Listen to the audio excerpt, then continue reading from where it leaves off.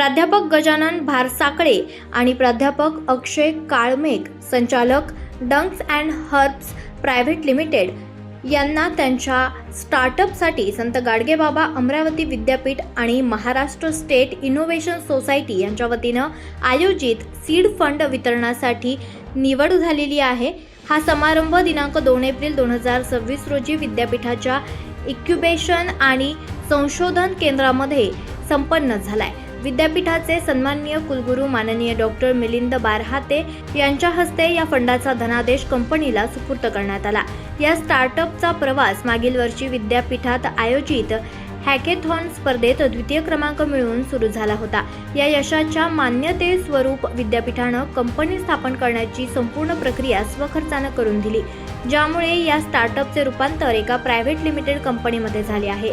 या यशामागे प्राध्यापक गजानन भारसाकळे यांचे गोरक्षण स्थळावरील कठोर परिश्रम आणि समर्पणाचे संशोधन कार्य खरोखरच प्रेरणादायी आहे।